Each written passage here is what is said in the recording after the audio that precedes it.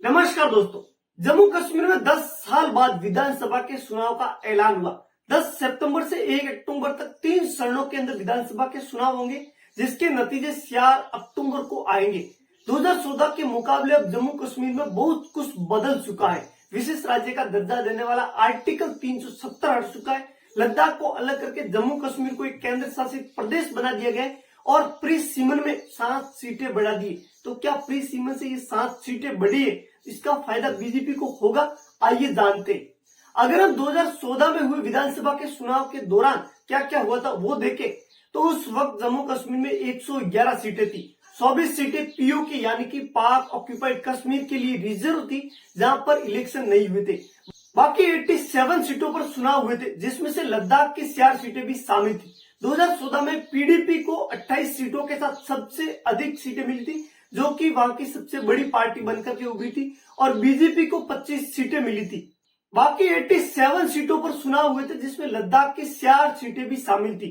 2014 में पीडीपी 28 सीटों के साथ सबसे बड़ी पार्टी बनकर के उभरी, लेकिन तब भी जम्मू कश्मीर के अंदर वो बहुमत हासिल नहीं कर पाई।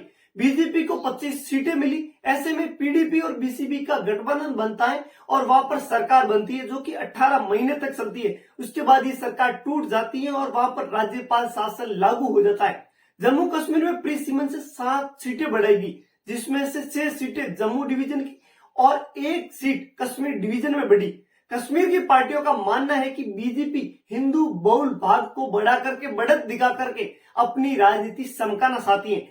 पहले कश्मीर में 46 सीटें थी और बहुमत के लिए 44 सीटें चाहिए थी, जबकि हिंदू बहुल जम्मू में 37 सीटें थी। ऐसे में ज्यादातर मुख्यमंत्री जितने भी बने वो कश्मीर डिवीजन से ही बने। लेकिन अब ये प्री सीमन से 7 सीटें बढ़ने से ये गणित बिल्कुल बदल जाएगा, क्योंकि अब जम्मू में 43 सीटें होगी, कश्मीर में 47 सीटें होगी, जिनमें से 7 सीटें एससी के लिए और 9 सीटें एसटी के लिए रिजर्व है। ऐसे में अब कश्मीर से सीएम बनना मुश्किल है, क्योंकि जम्मू डिवीजन के अंदर सीटें बढ़ा दी गई है और बहुमत के आंकड़े की लगभग करीबन सी सीटें जम्मू के अंदर कर दी है।